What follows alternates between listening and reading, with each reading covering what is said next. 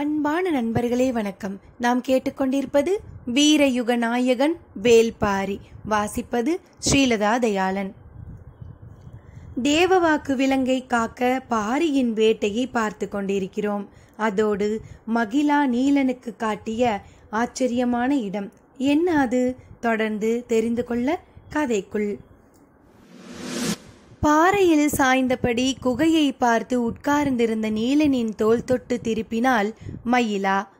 எதை பார்க்க சொல்கிறாள் என குழம்பியபடியே அவன் திரும்பிய கணம் அப்படியே சிலிர்த்து அடங்கினான்.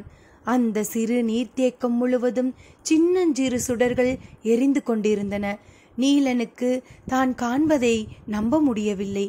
என்ன இது, விளக்கேற்றி வைத்ததைப் போல எங்கும் அசையும் சுடர். அவன் வியர்ந்து சொல்லி முடிக்கும் முன் மயிலா சொன்னாள், இதுதான் தீப்புல். நீலனின் கண்கள் சிற்றொளி கண்டு உறைந்து நின்றன. நீர்பட்டு அடங்கியவுடன் ஒளிரும் தன்மை கொண்டது தீப்புல்.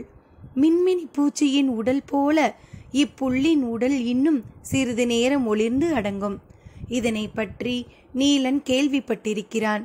60ஆம் கோழியின் கழிவில்தான் இப்புல் முளைக்கிறது என்று சொல்வதும் அவன் அறிந்ததே. ஆனால் இன்றுதான் முதன்முறையாக பார்க்கிறான். மயக்கம் நீங்க நெடுநேரமானது. இருளுக்குள் நெளியும் ஒளியின் அழகை கண்கள் எப்படி விலகும்? விலகாத கண்களை தன்னை நோக்கி திருப்ப கன்னம் தொட்டு இழுத்தாள் மயிலா. கருவிழி தீப்புள்ளின் நிலை குத்தி நிற்க முகம் மட்டும் திரும்பியது. இவ்விடம் தீப்புல் இருக்கிறது என்பதனை நீ எப்படி அறிவாய்? மெல்லிய காற்றுக்கு புற்கள் ஆட தீயின் நாவுகள் எங்கும் அசைந்தாடின. பார்க்க கிடைக்காத காட்சியை இமை மூடாமல் பார்த்தபடியே சொன்னாள். இவ்விடம் தீப்புல் இருக்கிறது என்பதனை அங்கவை சொன்னாள். வியப்பு அடுத்த கட்டத்தை அடைந்தது. அவள் எப்படி இவ்விடம் அறிந்தாள்? அவளின் காதலன் சொன்னானாம். வியப்பு உரை நிலை அடைந்ததை போல, இது எப்பொழுதிலிருந்து என கேட்டான் நீலன். சற்றே சிரித்தபடி சொன்னாள், நாம் தொடங்கி நீண்ட காலத்திற்கு பின்தான் அவர்கள் தொடங்கியுள்ளனர். சொல்லும் பொழுது முகம் முழுவதும் தீப்புல்லாய் ஒளிர்ந்தது. கை நீட்டி அருகிருந்த தீப்புல் ஒன்றை பறித்தாள். அவனை தனது மடியில் கிடத்தி புல் கொண்டு மார்பில் எழுதினாள். சற்றே கூசி சிலிர்த்தபடி அவன் கேட்டான், என்ன செய்கிறாய்? தீப்புல் கொண்டு உன் பெயர் எழுதுகிறேன். அவன் அமைதியானான். தீயின் நாவுகள் அவன் உடலுக்குள் இறங்கிக் கொண்டிருந்தன. மலையில் குளிர்ந்து நடுங்கிய உடலுக்குள்ளிருந்து அனல் மேலேறி வர தொடங்கியது. தீயின் நாவுகள் கொண்டு எழுதியவளின் மீது நாவின் நுனிக்கொண்டு தீ ஊற்றினான் நீலன். சுடர்விட்டு எரிந்தது தீ. சுனை நீரோடையின் ஈரம்பட்டு நனைந்த பாறைகளின் மீது அவர்களின் மேனியின் இளம் சூடு படர்ந்து மறைந்தது. மயங்கி கிறங்கி உருகி கரைந்த நீலன் அவளது மடியினில் தலை சாய்த்தான். அவள் அவனது தலையை கோதியபடி தீப்புல்லின் அசைவுகளை பார்த்து கொண்டே இருந்தாள். புல்லின் அகலத்திற்கும் உயரத்திற்கும் ஏற்றாற்போல திரியின் சுடர் அசைந்தாடி கொண்டிருந்தது. இருளப்பிக் கிடக்கும் காட்டுக்குள் ஒளிரும் சுடர்களை பார்த்தபடியே அவள் மயங்கி கண் சொருகினாள். கடைசியாய் இருந்த தீப்புல் மீண்டும் நீரில் மூழ்கியது. மயங்கிய நிலையில் இருந்த மயிலா சற்றே கவனம் கொண்டு பார்த்தாள். அங்கும் இங்குமாக மீண்டும் தீப்புல்கள் நீரில் மூழ்கின. சுனை நீரின் ஓசையில் வேறு ஓசை கேட்கவில்லை. கண்ணிமைத்து உற்று பார்த்தாள். கால்கள் மிதித்தோடி அவ்விடத்தை கடந்து கொண்டிருந்தன. மிருகங்கள் ஓடுகின்றனவோ என நினைத்தாள். ஆனால் அவளின் கண்ணிற்பட்ட உருவங்கள் மனித வடிவில் இருந்தன. மயக்கம் கலைந்து விழித்து பார்ப்பதற்குள் ஓடி மறைந்து விட்டன. மடியிற் கிடந்த நீலனிடம் சொன்னாள், மனிதர்கள் ஓடுகிறார்கள். எங்கு? காட்டுக்குள். சற்று தலை நிமிர்ந்து பார்த்தான். இந்த இருளுக்குள் விலங்குகள் மட்டுமே மலை புதரில் நுழைந்து ஓட முடியும். விலங்குகளைத்தான் நாம் தவறாக நினைத்து விட்டோமோ என்று மயிலாவுக்கு தோன்றியது. தோன்றிய கணமே இல்லை என்ற முடிவுக்கு வந்தாள். அவளின் கண்கள் உருவங்களை தெளிவாகவே பார்த்திருந்தன. பொழுது விடியும் வரை அவள் பதற்றங்கொண்டே இருந்தாள். நன்றாக விடிந்ததும் அவ்விடம் போய் பார்த்தனர். நீர்நிலை கடந்து கிடந்தன மனிதர்களின் கால் தடங்கள். நீலனுக்கு பொறி கலங்கியது போல் இருந்தது. அவனால் நம்ப முடியவில்லை. யார் இவர்கள்? ஏன் நள்ளிரவில் இப்படி ஓடினர்? எதை எடுத்து செல்கின்றனர்? வினாக்கள் உடலை வெறியேற்றின. எத்தனை பேர் இருந்தார்கள்? 10க்கும் மேல் என்றாள் மயிலா. நீ வழி பார்த்து வா, நான் புறப்படுகிறேன் என சொல்லி ஈட்டி ஏந்தியபடி அவர்கள் சென்ற திசையில் காரமலையின் மேல் விளிம்பை நோக்கி ஓடத் தொடங்கினான் நீலன். எதிரிகள் காரமலையின் விளிம்பை நரிப்பாறையின் முகட்டோரமாக கடந்தனர். சற்று தொலைவில் இருந்தபடி அவர்களை பார்த்த கூவல் குடிக்கிழவன் நீட்டி இழுத்து ஓரோசையை குறிப்பிட்ட பாறையை நோக்கி வீசினான். பாறை இடுக்கில் மோதிய ஓசை காரமலை எங்கும் எதிரொலித்தது. நரி ஊளையிடும் ஓசை அது. புதிய ஆட்களால் எளிதில் ஐயம் கொள்ள முடியாது. ஆனால் பரம்பின் மக்களுக்கு தெரியும். கிழவன் ஓசை கொடுத்த இடத்தை மலையெங்கும் நிற்கும் கூவல் குடியினர் கணித்தனர். நரிப்பாறையை கடந்தோடும் எதிரிகளை பின்தொடர்ந்து ஓசை எழுப்பியபடி அவர்கள் ஓட வேண்டும். எனவே தாங்கள் நின்றிருந்த இடத்திலிருந்து அவர்களை நோக்கி குறுக்கு வெட்டாக இறங்கிக் கொண்டிருந்தனர். தேக்கனும் அவ்வாறே இறங்கிக் கொண்டிருந்தான். காத்திருந்த பாரி ஓசை கேட்டதும் அவர்களின் ஓட்டத்தை கணக்கிட்டு தான் இருக்கும் இடத்திலிருந்து ஊடறுத்து இறங்கினால் எவ்விடம் அவர்களின் மீது தாக்குதல் தொடுக்கலாம் என்பதனை கணித்து சரசரவென்று கீழிறங்கத் தொடங்கினான். ஓசை கேட்டதும் கீழ் மலையில் இருந்த வேட்டூர் பழையனுக்கு தூக்கி வாரி போட்டது. அவனால் நீலனை கண்டறிய முடியவில்லை. நீலனை போன்ற சிறந்த வீரன் இல்லாது இவ்வளவு வலிமை மிகுந்த எதிரியை எதிர்கொள்வது கடினம். ஆனாலும் கூவல் குடியினரின் ஓசை கேட்டதும் எதிரிகள் இறங்கும் திசை நோக்கி வீரர்களோடு ஆயத்தமானான் பழையன். ஓசை கேட்ட சிறிது நேரத்திலேயே காரமலையின் முகட்டை அடைந்தான் நீலன். இது நரியின் ஊளையல்ல, கூவல் குடியினரின் குரல் என்பது அவனுக்கு நன்றாக தெரியும். என்ன நடக்கிறது இவ்விடம் என்ற குழப்பம் அவனை தாக்கியது. எதிரிகள் எதையோ செய்துவிட்டு தப்பி ஓடுகின்றனர். இந்நேரத்தில் அவர்களை எதிர்கொண்டு வீழ்த்த வேட்டுவன் பாறையில் இல்லாமல் இப்படி பின்னால் ஓட வேண்டியதாகிவிட்டதே என்று வேதனை உருவானது. வேதனை கட்டுக்கடுங்கா வேகம் கொள்ள செய்தது.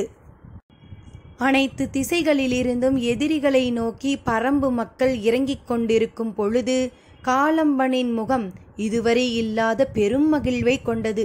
காரமலையின் மேல் விளிம்பை கடந்ததும் அவன் முடிவு செய்துவிட்டான்.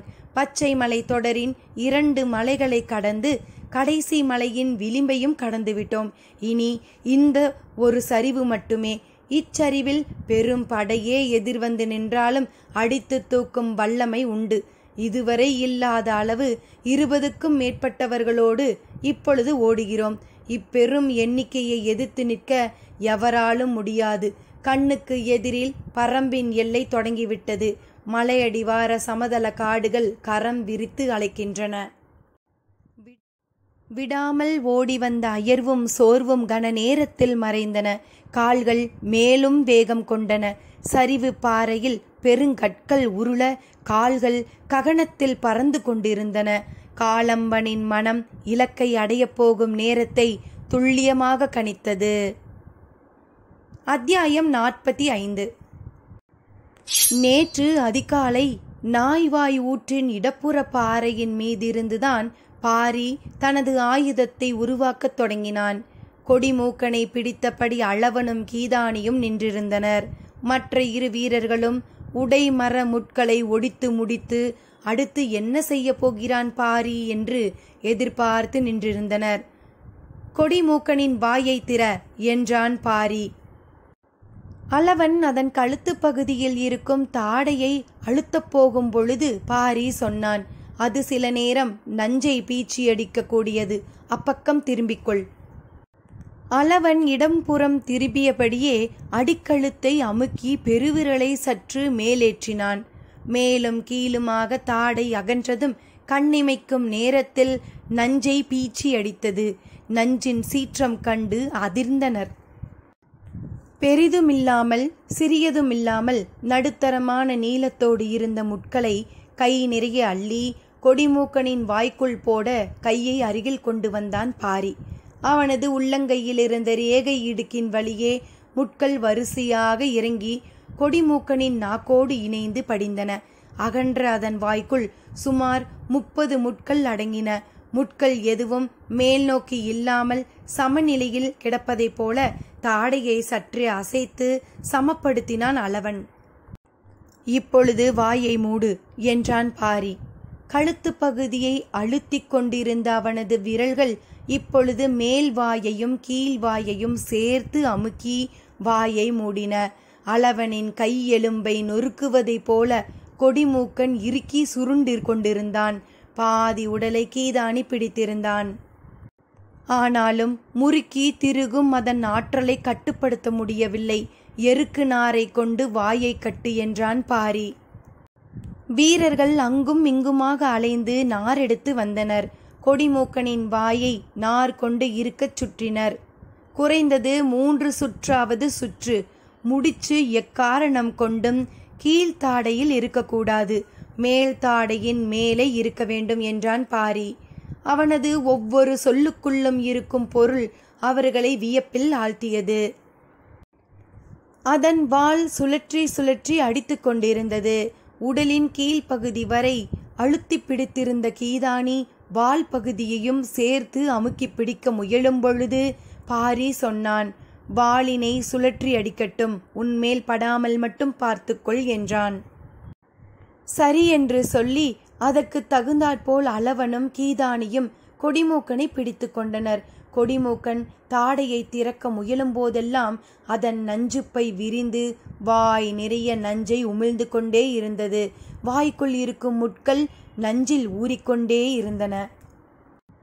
எப்பொழுதெல்லாம் வாளை சுழற்றுகிறதோ அப்பொழுதெல்லாம் நஞ்சுப்பை திறந்தது.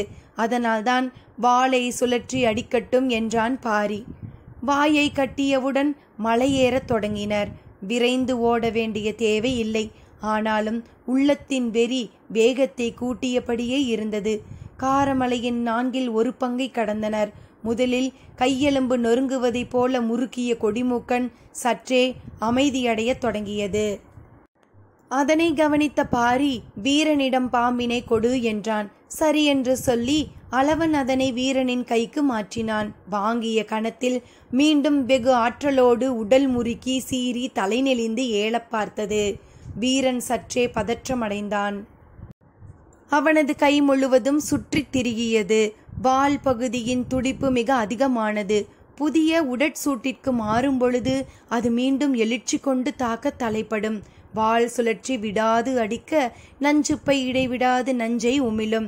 அதனால்தான் குறிப்பிட்ட இடைவெளி வந்ததும் பாரி அளவனிடமிருந்து இன்னொருவனுக்கு கொடிமூக்கனை மாற்றினான். இப்பொழுது இன்னும் வேகத்தோடு அவர்கள் காரமலையின் மீது ஏறிக்கொண்டிருந்தனர். நேற்று இரவு முழுவதும் பெருமழை கொட்டி தீர்த்தது. எனவே எதிரிகளால் குத்துக்கல் பள்ளத்தாக்கில் ஓரடி கூட எடுத்து வைத்திருக்க முடியாது. சரியான இடம் பார்த்து பதுங்கினால் மட்டுமே அவர்கள் உயிர் தப்பிக்க முடியும். இல்லையென்றால் நீரின் வேகம் அவர்களை இழுத்து வந்து பெரும் பாறையில் அடித்து சிதற வைக்கும். அவர்கள் மழை நின்று அதிகாலையில்தான் இறங்கத் தொடங்குவார்கள். பகல் முழுவதும் இறங்கினால்தான் பொழுதடையும் நேரம் சமதளத்தை அடைய முடியும். அதன் பின் முழு வேகத்தோடு ஓடுவார்கள். பகலும் இரவுமாக ஓடினாலும் காரமலையின் உச்சியை வந்தடைய மறுநாள் பொழுது விடியும் என்று கணித்தபடியே பாரி நடந்து கொண்டிருந்தான். அவனது கண்களில் இச்சி மரம் ஒன்று பட்டது. அதனது செதில்களில் வழிந்திருக்கும் பிசினை எடுத்துக்கொள் என்று கீதானியை பார்த்து சொன்னான். கீதானியும் அவ்வாறே பிசினை பீத்தெடுத்து கொண்டான். ஓட்டம் படுவேகமாக இருந்தது. நடுப்பொழுது கடந்ததும் கொடிமூக்கனை இன்னொரு வீரனின் கைக்கு மாற்றச் சொன்னான் பாரி. புதிய சூடு கண்டு மீண்டும் சீறி வால் முறித்து நஞ்சை கக்கியது. முட்கள் நஞ்சினை குடித்து ஊறின. பாரி மிக நிதானமாக ஆனால் தெளிவான தயாரிப்புகளோடு போய்கொண்டிருந்தான். கடக்கும் வழியில் மலை பருத்தியை பார்த்தான். அதன் இலையை பறித்துக்கொள் என்றான். கீதானி பறித்து கொண்டான். இடுக்கு பாறையின் வழியே வேர்களை பிடித்து மேலேற வேண்டிய சூழல் வந்தது. ஒரு கையில் பாம்பை பிடித்து கொண்டிருக்கும் வீரனால் வேர்களை பிடித்து மேலேற முடியாது. என்ன செய்யலாம் என்று சிந்தித்தனர். பெரும் பாறையை கடக்க இவ்வழியன்றி வேறு வழியை பயன்படுத்தினால் அதிக தொலைவு நடக்க வேண்டி இருக்கும். இப்பொழுது கூடுதல் நேரத்தை எடுத்துக்கொள்வது நல்லதல்ல. குத்துக்கள் பள்ளத்தாக்கை விட்டு சமதளத்தை அடைந்துவிட்டால் எதிரிகள் என்ன வேகம் எடுப்பார்கள் என்பதனை முடிவு செய்வது கடினம். நாம் மிக விரைவாக முன்னோக்கி செல்ல வேண்டும் என்று சிந்தித்த பாரி கொடிமூக்கனை அளவனிடம் கொடுக்கச் சொன்னான். உடற்சூடு மாறியவுடன் அது மீண்டும் வால் முறுக்கி நஞ்சை உமிழ்ந்தது. வேர்களால் அளவனை முறுக்கி கட்டி மேலே தூக்குவது என பாரி முடிவெடுத்தான். சரசரவென மேலேறியவர்கள் அவ்வாறே அளவனை கட்டி தூக்கினர். வேர்கள் உடலையும் பாம்பு கையையும் சுற்றியிருக்க அளவன் காற்றில் சுழன்றபடி மேலேறி கொண்டிருந்தான். பாறையை மேலேறி கடந்ததும் மீண்டும் ஓட்டம் தொடங்கியது. ஓட்டம் ஒருவனின் காலில் இருந்து இன்னொருவனுக்கு காலுக்கு விரைந்து பரவக்கூடியது. முன் செல்பவனின் கால்கள் தன்னியல்பிலேயே பின்வரும் கால்களை இயக்கத் தொடங்கிவிடும். அவர்கள் விரைந்து ஓடினர். சற்று தொலைவு கடந்ததும் உக்கா மூங்கில் மரம் புதரென கிடந்தது. அதன் இலைகளையும் பறித்துக்கொள் என்றான் பாரி. நீண்ட ஈட்டியை போலிருக்கும் அதன் இலைகளையும் வீரர்கள் பறித்து கொண்டனர். நடையின் வேகம் குறையாமல் இருந்தது. முந்தைய நாள் இரவில் பெய்த பெருமழையால் காடு குளிர்ந்து எங்கும் மனம் வீசிக்கொண்டிருந்தது. அத்தனையும் கவனித்தபடி நடந்த பாரி எதனின் பாலும் எண்ணங்களை செலுத்தாமல் போய்கொண்டே இருந்தான். அவன் மனமெங்கும் எதிரிகளே நிறைந்திருந்தனர். மாலை பொழுதுக்குள் காரமலையின் உச்சியை அடைந்தனர். தேக்கனும் இந்நேரம் கூவல் குடியினரை அழைத்து வந்திருப்பான். அவர்களும் மலை விளிம்புகளில் அணிவகுத்திருப்பர் என்று எண்ணியபடி பார்வையின் கோணம் மறையாத இடத்தை தேர்வு செய்தான். அனைவரையும் நன்றாக ஓய்வெடுக்கச் சொன்னான். இரவு முழுக்க கொடிமூக்கனை குறிப்பிட்ட நேர இடைவெளியில் கைமாற்றிக்கொண்டே இருந்தான். நஞ்சுப்பை விடாது கக்கிக்கொண்டே இருந்தது. ஒரு பகல் முழுவதும் நஞ்சூரிய முட்கள் உடலில் தைத்தால் அதன் நஞ்சை தாங்கும் சக்தி எந்த உயிருக்கும் கிடையாது.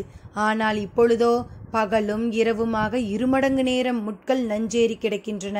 இதன் வீரியம் அளவற்றதாக இருக்கும். கொம்பேரி மூக்கனை ஒப்பிட்டால் கொடிமூக்கனின் நஞ்சு வீரியம் குறைந்ததுதான். ஆனால் நஞ்சேறும் பதத்துக்கு இருமடங்கு நேரம் கிடைத்ததால் இதுவும் அளவற்ற வீரியத்தோடுதான் இருக்கும். காரமலையின் உச்சியின் மீது இரவு முழுவதும் கவனம் கொண்டிருந்தனர். பொழுது விடிய தொடங்கியது. கதிரவனின் ஒளிக்கீற்று மேலேறின.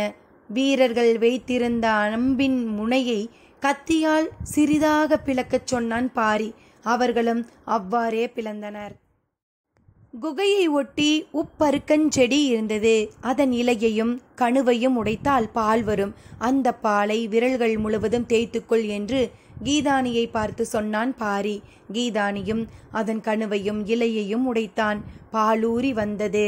ஊற ஊற தனது வலது கையின் 5 விரல்களிலும் படும்படி அதை தேய்த்து கொண்டான். கொடிமூக்கனின் வாய்க்கற்றை இப்போது கலற்று என்றான் பாரி. அளவன் பாம்பை பிடித்திருக்க வீரனொருவன் எருக்குநாரின் முடிச்சை அவிழ்த்து கட்டை கலற்றினான். கலற்றிய வேகத்தில் அது வாய் திறந்து சீராமல் இருக்க அளவனின் விரல்கள் அதன் தாடையை அழுத்தி பிடித்திருந்தன. மலைப்பருத்தி இலையை புரட்டி வைத்து கொடிமூக்கனின் வாயை அதில் கவிழ்க்கச் சொன்னான். அளவனும் அவ்வாறே செய்தான். நஞ்சேறிய முட்கள் அவ்விலையில் கொட்டப்பட்டன. முட்களோடு சேர்ந்து கொடிமூக்கனின் நஞ்சு எச்சிலாய் வடிந்து கொண்டிருந்தது. வடியும் நஞ்சு நூல் அறுபட நேரமானது. பொறுமையோடு அனைவரும் அதை பார்த்து கொண்டிருந்தனர். முற்றிலும் வடிந்தவுடன் அதனை வெளியில் போட்டுவிட்டு வா என்றான் பாரி. அளவன் குகையை விட்டு வெளியே போய் புதர் ஒன்றின் மீது கை நீட்ட அது வெளியேற வாகாக பிடியை தளர்த்தினான். அம்பு பாய்வதைப் போல அவன் கையில் இருந்து பாய்ந்து மறைந்தான் கொடிமூக்கன். மலைப்பருத்தியின் மீது கொட்டி கிடப்பவை உடைமர முட்கள் அல்ல, நஞ்சு நிரம்பிய பாம்பின் பற்கள். அவற்றை பார்த்த வீரன் ஒருவன், ஒரே ஒரு பாம்பிலிருந்து இத்தனை பாம்புகளை உருவாக்கிவிட்டானே பாரி என வியர்ந்து நின்றான். பாரி சொன்னான், தாக்குதல் தொடுக்கும்போது ஒவ்வொரு முள்ளாய் எடுத்து அம்பின் முனையில் இருக்கும் சிறு பிளவுக்குள் பொருத்தி தர வேண்டியது அளவனும் கீதானியும் செய்ய வேண்டிய வேலை. முட்களை மிக கவனமாக எடுக்க வேண்டும். எடுக்கும் பொழுது சின்னதாய் குத்தினாலும் எடுப்பவனின் மேலே நஞ்சு ஏறிவிடும் என்றான். அதனால்தான் உப்பருக்கஞ்செடியின் பாலை விரல் முழுவதும் தேய்த்து கொள்ள சொன்னான் பாரி. பால் தேய்த்து காய்ந்த விரல்களின் மேல் உக்கா மூங்கிலின் இலையை கசக்கி தேய்த்தபடி இச்சி பிசினை பூசிக்கொள்ள சொன்னான். பிசினை பூசிக்கொண்ட சிறிது நேரத்திலேயே அது காய்ந்து இறுகி விரல் கவசம் போல் ஆனது. இனி முட்கள் விரல்களில் தைக்க முடியாது. கீதானியால் நஞ்சேறிய முல்லை எடுத்து தர முடியும். அவனுக்கு நஞ்சால் தீங்கு நேராது. இந்த விரல் கவசம் எதுவும் அளவனுக்கு தேவையில்லை. அவன் பாம்பின் வாயிலிருந்தே அதனை எடுத்து தரும் வல்லமை கொண்டவன். பாரியின் செய்முறைகள் சிறிது சிறிதாக புரிய தொடங்கும் பொழுது உருவான நம்பிக்கை அளவற்றதாக இருந்தது. வீரர்கள் தாக்குதலுக்கு ஆயத்தமாயினர். பெரு வில் ஒன்றை பாரிக்கு தந்தனர். மற்ற இரு வில்களையும் ஏந்தி நின்றனர் வீரர்கள் இருவரும். பாறையின் மேல் நின்று காரமலையின் நாலாபுறமும் கண்களை சுழல விட்டு கொண்டிருந்தான் பாரி. அவன் கணித்த நேரம் நெருங்கிக் கொண்டிருந்தது. நேற்று இரவு சிறிது நேரம் கனமழை பெய்ததால் எதிரிகளின் ஓட்டம் சற்றே தடைப்பட்டிருக்க வாய்ப்பிருக்கிறது. அதுதான் இந்த தாமதத்திற்கு காரணம் என்று மனதிற்குள் கணக்கு போட்டு கொண்டிருந்தான் பாரி. பாரியை சுற்றி 4 பேரும் பாய்ந்து செல்ல தயார் நிலையில் இருந்தனர். கைவிட்டு பிரியும் பொழுது கொடிமூக்கனிடம் இருந்த சீற்றம் இப்பொழுது 4 பேரின் உடலிலும் இருந்தது. லஞ்சேறிய முள்ளும் பகையேறிய கண்ணும் முறுக்கேறிய நரம்புமாக அவர்கள் கொதிப்பேறி நின்றிருந்தனர். காரமலையின் கீழ்த்திசை காட்டை கிழித்துச் செல்ல கால்கள் காத்திருந்தன. பொழுது விடிந்து நீண்ட நேரம் ஆகியிருந்தது. காடெங்கும் இருந்து பறவைகள் கலைந்து பறந்தன. கண்கள் அங்கும் இங்குமாக அலைமோதி கொண்டிருந்தன.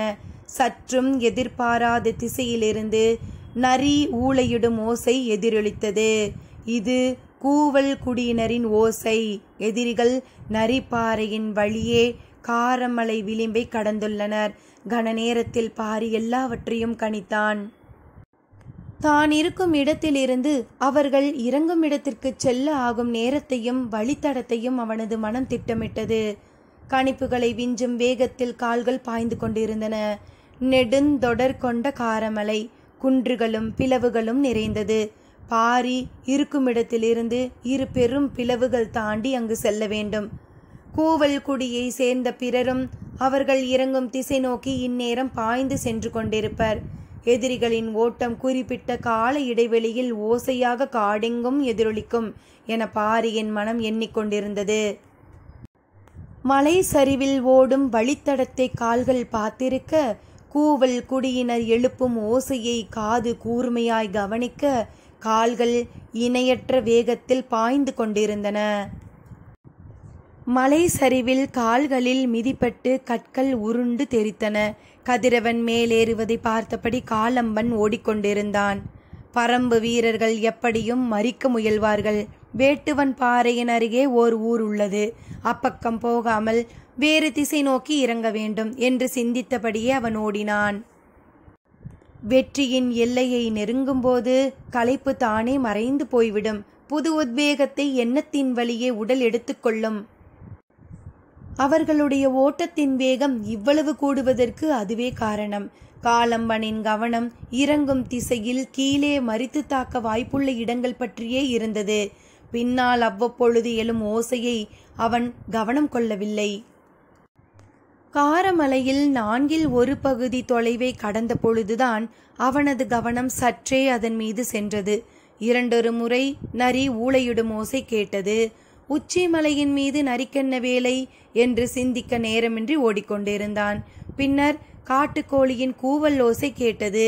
கூவலின் அளவு பெரியதாக இருந்தது. மிக அருகிலிருந்து கூவுகிறது. அதனால்தான் இவ்வளவு சத்தமாக கேட்கிறது என்று காலம்பனும் மற்றவர்களும் நினைத்து கொண்டனர். காலம்பனின் கவனம் இறங்கும் திசையில் எதிர்கொள்ளப் போகும் எதிரிகளின் மீதே இருந்தது. பின்னால் சங்கிலி தொடர் போல் பின்னப்பட்டு வரும் ஓசைகளின் குறிப்புகளை அவன் அறியவில்லை. நேரம் செல்ல செல்ல அவர்களின் கால்கள் வேகத்தை கூட்டின. ஆனால் அதே அளவு வேகத்தோடு காரமலையின் பல இடங்களிலிருந்து அவர்களை நோக்கி கால்கள் வந்து கொண்டிருந்தன. எதிரிகளின் ஓட்டத்திற்கு ஈடு கொடுக்க முடியாது. ஆனால் அவர்கள் இறங்கும் திசையறிந்து அதனை நோக்கி குறுக்கிட்டு வருவதால் கோவல் குடியினரும் பாரியும் மிக துல்லியமாக அவர்களை நெருங்கிக் கொண்டிருந்தனர். காரமலையின் சரி பாதியை அவர்கள் கடந்துவிட்டனர் என்பதனை கூவல் குடியினரின் வீசி எறியும் கூகையின் குளறல் சொன்னது. வேட்டுவன் பாறையின் மீது நின்றிருந்த வேட்டூர் பழையன் ஓசை வந்த இடத்தை கணித்ததும் அதிர்ச்சியடைந்தான். அவர்கள் சரிபாதி தொலைவை கடந்துவிட்டனர். இன்னும் ஏன் பாரியின் தாக்குதல் நிகழாமல் இருக்கிறது? பாரி எவ்விடத்திலிருந்து வந்து கொண்டிருக்கிறான்? இவ்வளவு நேரமாகியும் வந்து சேர முடியவில்லை என்றால் அவன் மிக தொலைவில் இருந்து வந்து கொண்டிருக்க வேண்டும். காரமலையில் வைத்து அவர்களை தாக்குவது என்ற திட்டமே ஆபத்தானது. இப்பொழுதோ அவர்கள் பாதி மலையை கடந்துவிட்டனர். இனி அவர்களை தாக்குவது இன்னும் ஆபத்தானது. பழையனின் மனம் குழம்பியது. தவறிழைத்து விட்டோமோ என்று தோன்றியது. பாரி இந்த ஆலோசனையை சொன்னபோது உறுதியாக மறுத்திருக்க வேண்டும் என்று மீண்டும் மீண்டும் மனதிற்குள் எண்ணிக்கொண்டிருந்தான். எதிரிகளை பின்தொடர்ந்து ஓடிவரும் நீலனுக்கு எதுவும் புரியவில்லை. ஓடிக்கொண்டிருப்பவர்கள் யார்? கூவல் குடியினர் ஓசையை எழுப்பியபடியே இருக்கின்றனரே. அவர்கள் யாருக்காக ஓசை எழுப்புகின்றனர்? ஓடுகிறவர்கள் எங்கெங்கோ வளைந்து செல்கின்றனர். கணிக்க முடியாத பாதையில் அவர்கள் செல்கின்றனர். ஓடுபவர்கள் எதிரிகளாக இருந்தால் மேலே இருந்து காரி கொம்பு ஊதினால் போதுமே, கீழே இருக்கும் வீரர்கள் ஆயத்தமாகி விடுவார்களே. அவ்வாறு செய்யாமல் வேறுபட்ட ஓசை எழுப்பியபடி ஏன் கூவல் குடியினர் ஓடுகின்றனர் என்று எண்ணிக்கொண்டான் நீலன். காரமலையில் தன்னால் சிந்திக்க முடியாத செயல்கள் நடந்து கொண்டிருப்பதை நினைத்து மிகவும் குழம்பி போனான் நீலன். அக்குழப்பம் மனதுக்குள் ஆத்திரத்தை கூட்டவே செய்தது. ஆற்றல் பெருகி ஓடிக்கொண்டிருந்தான். எவ்வளவு விரைந்து ஓடினாலும் ஓசை கேட்கும் பகுதியை அவனால் நெருங்கவே முடியவில்லை. இவ்வளவு வேகமாகவா அவர்கள் ஓடுகின்றனர்? நம்ப முடியாத குழப்பம் அவனை திண்டாட வைத்தது. கீழ்த்திசை காவல் பொறுப்பாளனாக இருக்கும் தனக்குள் ஏற்படும் தடுமாற்றத்தை அவனால் தாங்கிக் கொள்ள முடியவில்லை. கூவல் குடியினர் யாராவது கண்ணிற்பட்டால் நடப்பதென்ன என்பதனை அறிந்து கொள்ளலாம். ஆனால் ஓசை கேட்கும் இடங்கள் நேர்கோட்டில் இல்லாமல் இங்கும் அங்குமாக இருக்கின்றன. எனவே யாரையும் கண்ணிற்பட வாய்ப்பின்றி இருக்கிறது. தேக்கன் தன்னால் முடிந்த அளவு வேகமாக ஓடி வந்து கொண்டிருந்தான். அவனது உடலில் அடிவிழாத இடமே இல்லை. கைக்கட்டை இன்னும் கலற்றவில்லை. ஆனாலும் விடாது துரத்தி ஓடிக்கொண்டு வருகிறான். கூவல் குடியினரிடம் தெளிவாக சொன்னான். எக்காரணம் கொண்டும் எனக்காக நீங்கள் நிற்கக்கூடாது. எதிரிகளை பின்தொடர்ந்து நீங்கள் போய்கொண்டே இருக்க வேண்டும். நான் குரல் கேட்டு வந்து விடுவேன் என்றான். மிகவும் தள்ளித்தான் தேக்கன் வந்து கொண்டிருந்தான். அவனது கண்ணில் தனித்து செல்லும் மனித உருவம் ஒன்று பட்டது. சற்றே நின்று பார்த்து நெருங்கி பார்த்தான். அது பெண் என்பதனை உறுதிப்படுத்திய பிறகே கனம் சத்தம் கொடுத்தான். தொலைவில் போய்க் கொண்டிருந்த மயிலா பதில் கொடுத்தாள். யாரென தெரியாமல் நீலன் விரட்டி செல்வதை மயிலா சொன்னவுடன் தேக்கனின் கவலை இரட்டிப்பாகியது. நீலனை வைத்துதான் தாக்குதல் திட்டத்தை வேட்டூர் பழையன் தீட்டியிருந்தான். ஆனால் நீலனோ எதிரிகளின் பின்னால் ஓடிக்கொண்டிருக்கிறான் என்பதனை அறிந்தபோது தேக்கனை சோர்வு தாக்கியது. நீலன் இல்லாமல் வேட்டூர் பழையன் என்ன செய்து கொண்டிருப்பான் என சிந்தித்தபடி நடந்தான். நடையின் வேகம் குறையக்கூடாது என மனதில் நினைத்து கொண்டே நடந்தான். ஆனால் தேக்கனை விட பெரும் அதிர்ச்சிக்கு உள்ளானது மயிலாதான். உடலெல்லாம் இரத்த விலாராக இருக்க கையில் கட்டு போடப்பட்ட நிலையில் தேக்கனை பார்த்ததும் அவள் அதிர்ந்து போனாள். பரம்பின் ஆசானை இவ்வளவு கொடுமையாக தாக்கிவிட்டு ஓடும் வலிமை கொண்டவர்கள் யார்? அவர்களை நீலன் ஏன் இன்னும் கொல்லாமல் விட்டு வைத்திருக்கிறான் என்று அதிர்ந்து நின்றாள். நடுவில் பாறைகளிலிருந்து விழுந்து ஓடும் சிற்றாறு ஒன்று ஓடிக்கொண்டிருந்தது. அதனை கடக்க கவனமாக இறங்க வேண்டி இருந்தது. காலம்பன் முதலிலே இறங்கினான். அனைவரும் ஒருவர் பின் ஒருவராக இறங்கினர். சிலர் நீர் பருகினர். ஆனாலும் ஓட்டத்தின் வேகம் குறைந்துவிடக்கூடாது என்பதற்காக அளவோடு பருகினர். சிலர் அதனையும் தவிர்த்தனர். தேவாங்கு விலங்கு திடீர் திடீரென்று ஓசை எழுப்புவதும் அடங்குவதுமாக இருந்தது. ஓடையின் மறுகரை பாறையின் மீது காலம்பன் ஏறினான். அவனை தொடர்ந்து ஒவ்வொருவராய் ஏறினர். மீண்டும் கால்கள் வேகம் எடுக்க தொடங்கிய பொழுது ஓடையின் அக்கறையிலிருந்து செந்நாய் ஊளையிடுவதை போன்ற ஓசை கேட்டது. முன்னெடுத்து ஓடிக்கொண்டிருந்த காலம்பனுக்கு சற்றே ஐயம் வரத் தொடங்கியது. ஓட்டத்தை நிறுத்தி மீண்டும் ஓடைக்கரை விளிம்புக்கு மரங்களினூடே மறைந்தபடி வந்தான். பாரியின் வேகம் இதனைப் போல 2 மடங்கு. ஆனால் அளவனையும் கீதானியையும் அழைத்து வர வேண்டும் என்பதற்காக போதுமான வேகத்திலே வந்து கொண்டிருந்தான். கூவல் குடியினரின் ஓசையை கணக்கிட்டு சிற்றோட்டையை நோக்கி இறங்கிக் கொண்டிருந்தான். இடையிலே ஒரு சிறு குன்று இருந்தது. அதனை கடந்த கணத்தில் எதிரிகளை வீழ்த்தலாம் என்ற முடிவோடு வந்து கொண்டிருந்தான் பாரி. மீண்டும் செந்நாய் ஊளையிடும் ஓசை கேட்டது. அவர்கள் ஓடையை கடந்து விட்டனர் என்பதனை அந்த குறிப்பு சொன்னது. தனது வேகத்தை இன்னும் கூட்ட வேண்டும் என்று அவன் முடிவெடுக்கும் போது ஊளையின் ஓசை பாதியில் அறுபட்டு நின்றது. ஓடிக்கொண்டிருந்த பாரியின் கால்கள் அப்படியே நின்றன. மற்றவர்களும் நின்றனர்.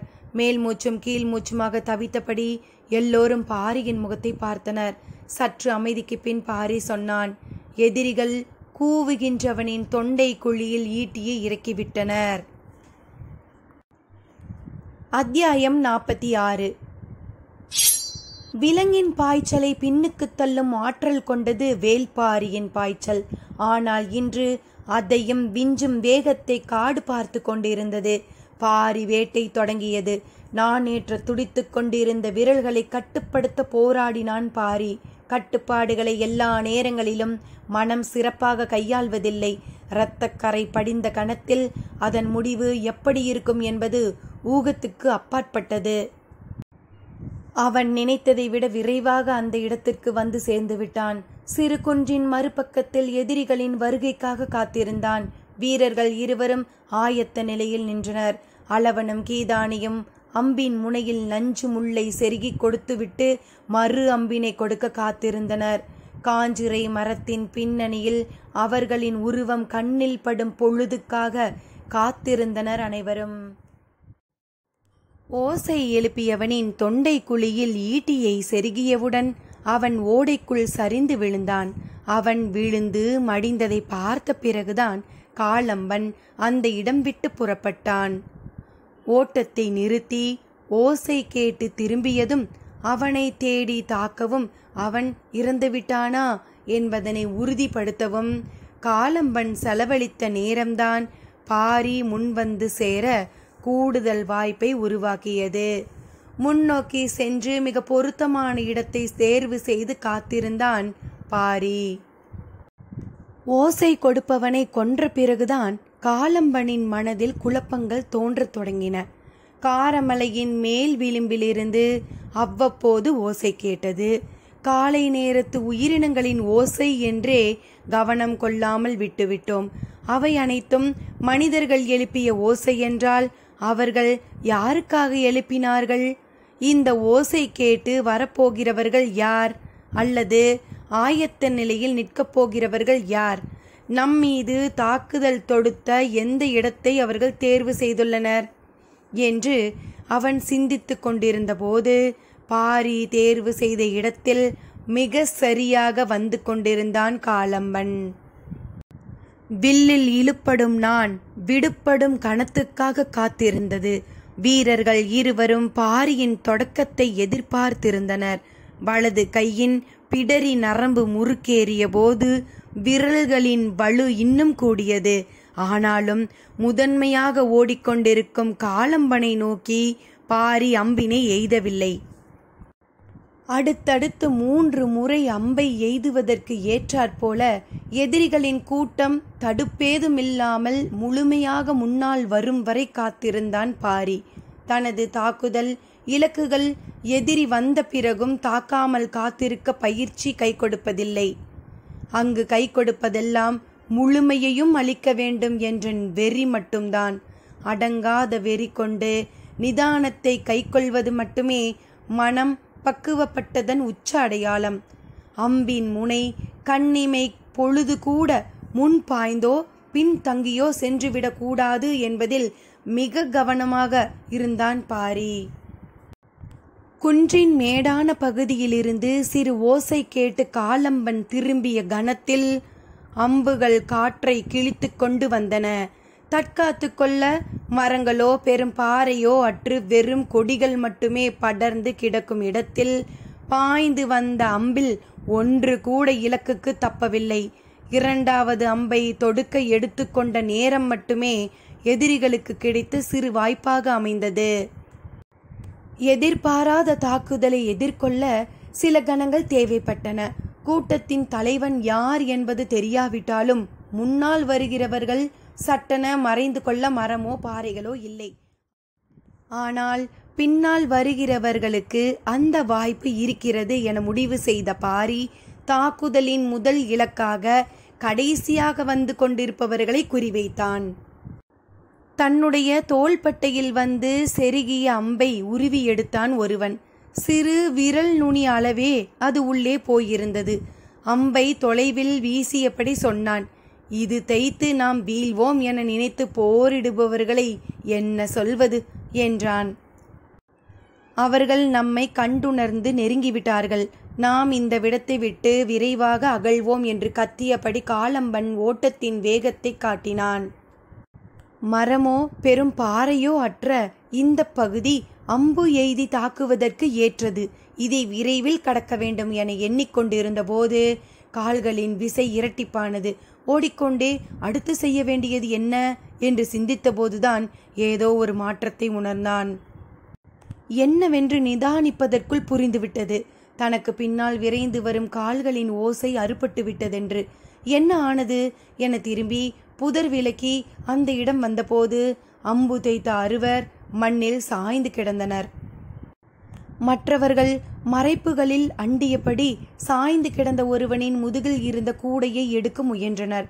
அம்பு எய்துகிறவர்கள் உயரமாக மிக பொருத்தமான இடத்திலிருந்து எய்துவதால் தப்பிப்பது கடினமாக இருந்தது. கூடையை கலற்ற முற்பட்ட போது இன்னொருவனின் கழுத்தில் செருகியது அம்பு. அவன் மயங்கி சரிய அதிக நேரம் ஆகவில்லை. நிலைமையின் விபரீதத்தை காலம்பன் உணரத் தொடங்கினான். அவை வெறும் அம்புகள் அல்ல, நஞ்சு தடவிய அம்புகள் கூட. உடலை செயலிழக்க செய்ய நாள் கணக்கில் ஆகும். அதனினும் கொடும் ஆயுதம் கொண்டு தாக்குதல் நடக்கிறது. புரிந்து கொண்ட கணம் விழுந்து கிடப்பவனிடம் இருக்கும் கூடையை எடுக்க முயலாதீர்கள் என்றான். விரைந்து இந்த இடம் விட்டு வெளியேறுங்கள் என்று கத்தினான். அவனது குரலில் அதிர்வு அடங்கும் முன் அனைவரும் பாய்ந்து வெளியேறினர். ஆனால் நீண்ட தொலைவுக்கு மறைப்புகள் ஏதுமின்றி இடுப்பளவு இருக்கும் செடி கொடிகளுக்குள் தான் ஓட வேண்டியிருந்தது. அம்புகள் கணக்கின்றி சீறிக்கொண்டிருந்தன. பாரி முழு வேட்டையையும் முடிக்க முயன்று கொண்டிருந்தான். முன்னால் சென்று கொண்டிருந்த காலம்பனின் பாய்ச்சல் மின்னல் வேகம் கொண்டது. கணிக்க முடியாத வேகத்தில் அவர்களின் கால்கள் பாய்ந்து கொண்டிருந்தன. தங்களின் போக்கை சட்டென மாற்றி இடப்புற சரிவில் இறங்கலாம் என காலம்பன் முடிவு செய்தான். அது தாக்குதல் தொடுப்பவர்களுக்கு குழப்பத்தை உருவாக்கக்கூடியது. தங்களின் வேகத்தை இனி எவனாலும் பின்தொடர்ந்து நெருங்க முடியாது என அவன் எண்ணிய கணத்தில் அவன் ஓடும் திசையின் மேட்டுப்பகுதியிலிருந்து மீண்டும் ஒரு செந்நாய் ஊளையிட்டது. விக்கித்து நின்றான் காலம்பன். என்ன நடக்கிறது இங்கு? இன்னொருவன் ஓசை எழுப்பிக் கொண்டிருக்கிறான். ஓசை எழுப்புவதை எத்தனை பேர் செய்கிறார்கள்?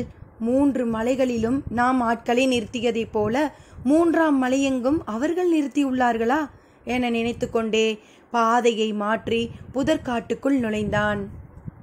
பெரும் மரங்களும் அடர்ந்த புதர்களும் இனி இல்லை. குறு மரங்களின் காடும் பனைமர கூட்டமே விளைந்து கிடக்கின்றன. கண் காணாமல் மறைந்து விரைவதற்கு இனி வாய்ப்பில்லை என்று காலம்பன் கணித்தபோது அவன் போன புதிய திசையின் எதிர்ப்புறத்திலிருந்து கோட்டானின் குரல் கேட்டது. பனங்காட்டிலிருந்து இயல்பாக கேட்கும் ஓசைதான் அது. ஆனால் அது கோட்டானின் ஓசை என்று நம்ப காலம்பன் ஆயத்தமாக இல்லை. எந்த திசையும் அவர்கள் சூழ்ந்து விட்டார்கள் என்ற முடிவுக்கு போனான். சற்றே வேகம் குறைந்தபோது உடன் வந்து நிற்பவர்களின் எண்ணிக்கை பேரதிர்ச்சியை கொடுத்தது. அம்புகளுக்கு தப்பி வந்து சேர்ந்தது 6 மட்டுமே. பேரழிவு 10 பனை தொலைவை தாண்டும் முன் நிகழ்ந்து முடிந்துவிட்டது. அப்படியென்றால் பரம்பின் வீரர்கள் எவ்வளவு துல்லியமான ஆயுதத்தோடு இருந்துள்ளனர்? மனம் ஒரு கணம் கலங்கியது, மறுகணம் மீண்டது. இனி சமவெளி இல்லாத பகுதியின் வழியே செல்வோம்.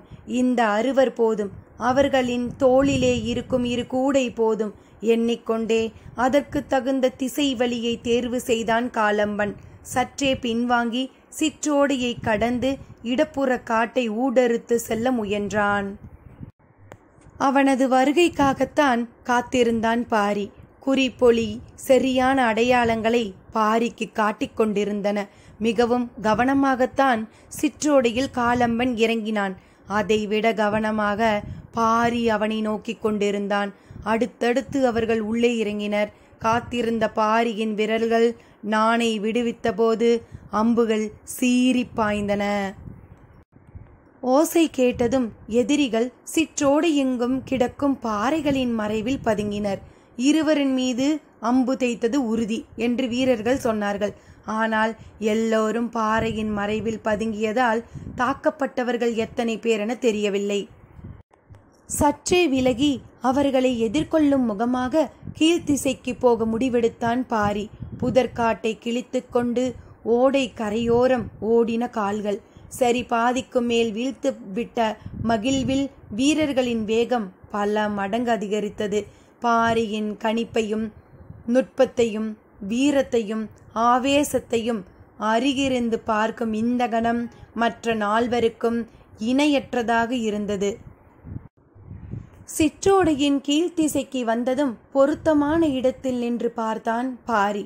தாக்கப்பட்ட இடத்தில் சரிந்து கிடந்த 2 தவிர வேறு யாரும் இல்லை. அதற்குள் எங்கே போனார்கள் என அவன் தேடிய போது கூவல் குடியினரின் ஓசை ஓடையின் மேல்புறத்திலிருந்து கேட்டது. காலம்பன் தனது முடிவை மாற்றினான். தேவாங்கு விலங்கை எடுத்து செல்வதுதான் தனது நோக்கம், பரம்பின் மக்களை தாக்கி அழிப்பது தனது வேலையில்லை என்று சொல்லி வந்த அவன் இப்போது வேறு சிந்தனைக்கு போனான். தங்களை நோக்கி தாக்குதல் தொடுப்பவர்களை அழிக்காமல் தங்களால் தேவாங்கு விலங்கை கொண்டு செல்ல முடியாது என்பது தெரிந்துவிட்டது. எனவே எதிர்த்தாக்குதல் நடத்தும் உத்தியை வகுத்தான். கூடையை சுமந்திருக்கும் 2 மலையின் சரி ஒன்றில் பதுங்கி இருக்க செய்தான். மீதமுள்ள 4 தாக்குதலுக்கு ஆயத்தமாகினர். ஓடையின் மறுக்கரையில் உள்ள புதற்காட்டை கிழித்து தாக்குதல் தொடுப்பவர்களை தேடி அவர்கள் முன்னேறினர். பச்சை மலை தொடரில் ஏறத் தொடங்கி 10 நாட்கள் ஆகிவிட்டன. ஆனால் இந்த 10 நாட்களும் பதுங்கியே செயல்பட்டு கொண்டிருந்த அவர்கள் முதன் முறையாக தாக்குதல் தொடுக்கும் ஆவேசத்தோடு பீரிட்டு ஓடினர். காலம்பன் மரங்களை முறித்து கொண்டு முன்னகர்ந்தான். அவனது கண்ணில் படும் மனிதனை ஒற்றை கையால் ஒடித்தெறியும் வேகம் கொண்டான். சற்றும் எதிர்பாராமல் கூடையோடு மலை சரிவில் பதுங்கியிருப்பவர்களின் திசையிலிருந்து கூவலோசை கேட்டது. ஓடிக்கொண்டிருந்த காலம்பன் அதிர்ந்து நின்றான். சிற்றோடையில் இருக்கும்போது தங்களை தாக்கியவர்கள் இந்த மேட்டின் மீது நின்றுதான் அம்பு எய்தார்கள். அவர்களை தேடிதான் அவன் போய்கொண்டிருந்தான். ஆனால் இப்போது தேவாங்கு விலங்குகளோடு இருப்பவர்களை நோக்கி ஆபத்து வரப்போகிறது என தெரிந்ததும் மீண்டும் அவர்களை நோக்கி திரும்பினான். கூவல் குடியினரின் ஓசை கேட்டதும் சிற்றோடையின் கீழ்ப்புறம் இருந்த பாரி அதை நோக்கி ஓடத் தொடங்கினான்.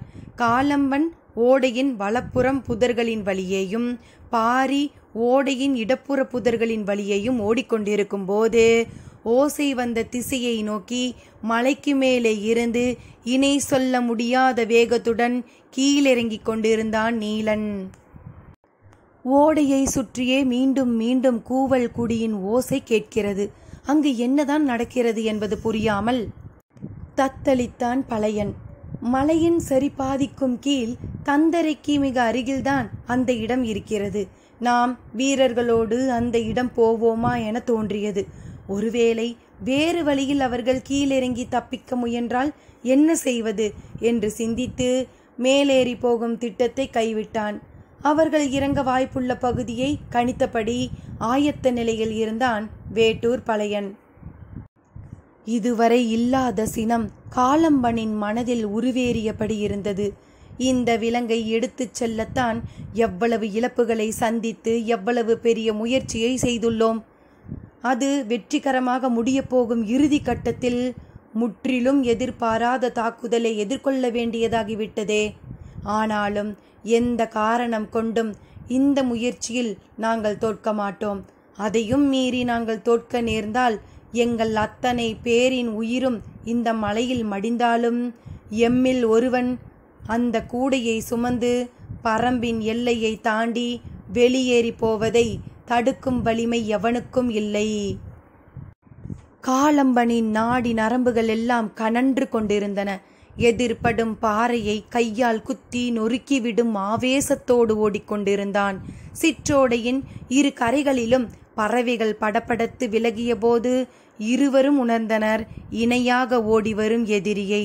தேவாங்கின் கூடை சுமந்து உட்கார்ந்திருப்பவர்களை நோக்கி பாரி விசை கொண்டு ஓடிய போது எதிரிகளின் ஈட்டி பாரியின் பின்னால் வந்து கொண்டிருந்த வீரன் ஒருவனை பார்த்து சாய்த்தது. ஓடையின் நாணல்களுக்கு இடையிலும் அம்புகள் இறங்கிக் கொண்டுதான் இருந்தன. காட்டின் தன்மையும் காற்றின் வேகமும் அறிந்து அம்பு எய்துவதில் பரம்பின் வீரர்களுக்கு இணை சொல்ல முடியாது.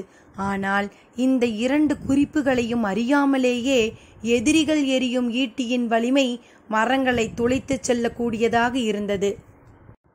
கூடையோடு பதுங்கி இருந்தவனை நோக்கி பாரியின் அம்புகள் பாய்ந்தபோது எதிர் திசையில் ஓடி வந்து கொண்டிருந்த எதிரிகளின் மீது நீலனின் ஈட்டி இறங்கியது. மேலிருந்து வந்த வேகத்தில் இணையற்ற விசையோடு எரியப்பட்ட ஈட்டி எதிரியின் மார்பில் தேய்த்து அம்பினை போல நின்றபோது அவர்கள் எறிந்த ஈட்டி பாரியோடு வந்து கொண்டிருந்த இன்னொரு வீரனின் மார்பை துளைத்து வெளியேறியது. சூழலை யாராலும் கணிக்க முடியவில்லை. பின்னால் வந்தவர்கள் பதுங்கினார்களா, வீழ்ந்தார்களா, மறைந்தார்களா என காலம்பனால் கணிக்க முடியாததை போல பாரியாலும் கணிக்க முடியவில்லை. அளவனும் கீதானியும் ஓட்டத்திற்கு ஈடு கொடுக்க முடியாமல் தொலைவில் ஓடி வந்து கொண்டிருந்தார்கள். கூடையோடு பதுங்கிய இருவரின் மீதும் அம்புகள் பாய்ந்ததை காலம்பன் உறுதிப்படுத்திய போது தனக்கு பின்னால் வந்து கொண்டிருந்த இரு வீரர்களும் இல்லை என்பதனை பாரி உணர்ந்து கொண்டான். காலம்பன் வெறியின் உச்சத்தில் இருந்தபோது அதனினும் மூர்க்கம் கொண்டிருந்தான் பாரி. அம்புகளற்று நின்றிருந்த பாரியை நோக்கி ஓடி வந்து கொண்டிருந்தனர் கீதானியும் அளவனும். மேலிருந்து ஈட்டியை பாய்ச்சிய வேகத்தில் நிலை தடுமாறி உருண்டு கொண்டிருந்தான் நீலன்.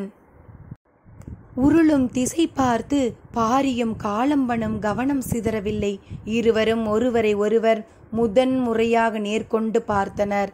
தன்னை நோக்கி ஓடி வந்து கொண்டிருக்கும் கீதானியின் பக்கம் திரும்பாமலே அவன் வரும் வேகத்தை கணித்து அம்பை வாங்க கை நீட்டினான் பாரி. தனது முழு வேகத்தோடு வந்து கொண்டிருந்த கீதானி அம்பை பாரியிடம் நீட்ட முனைந்தபோது அவனது முதுகை துளைத்து வெளியேறி கொண்டிருந்தது காலம்பன் எறிந்த ஈட்டி. ஒரு கணம் அதிர்ந்து நின்றான் பாரி. அம்பை தர முடியாத ஏக்கத்தோடு கீதானி மண்ணில் சரிந்து கொண்டிருந்த போது பின்னால் வந்து கொண்டிருந்த அளவன் தடுமாறி பள்ளத்தில் உருண்டு கொண்டிருந்தான். களத்தில் மிஞ்சி நின்றது காலம்பனும் பாரியும் மட்டுமே. விழுந்த இடத்திலிருந்து தலை நிமிர்ந்து நீலன் பார்த்தபோது அங்கு நடப்பது எதுவும் புரியவில்லை. அவள் வீழ்ந்த பள்ளத்தில் இருந்து மேலேறும் முன் பாறைகளும் மரங்களும் ஒன்றுடன் ஒன்று மோதி நொறுங்குவதைப் போல் உணர்ந்தான். பாரி இங்கு எப்படி வந்தான்? யார் அந்த எதிரி? என்ன நடக்கிறது? எதுவும் புரிபடவில்லை. பள்ளத்திலிருந்து வேரினை பிடித்து மேலேறி வந்த நீலனின் கண்களுக்கு இருவரும் தென்படவில்லை. இங்கும் அங்குமாக அலைமோதி ஓடை ஓரத்து பாறையின் பின்புறம் நோக்கி ஓசை கேட்டு போனான். நேற்று மயிலாவோடு வந்தபோது மண் பிறண்டு பெரும் பள்ளமாக கிடக்கும் அந்த இடத்தில் காட்டெருமைகள் மோதிய கதையை நீலன் சொன்னான். இப்போது அந்த இடத்தில் காட்டெருமையினும் வலுக்கொண்டு இருவர் மோதிக்கொண்டிருந்தனர். பாரி காலம்பன் மோதல் எப்படி முடிந்தது? யார் இவர்கள்? தெரிந்து கொள்ள காத்திருப்போம். நன்றி நண்பர்களே.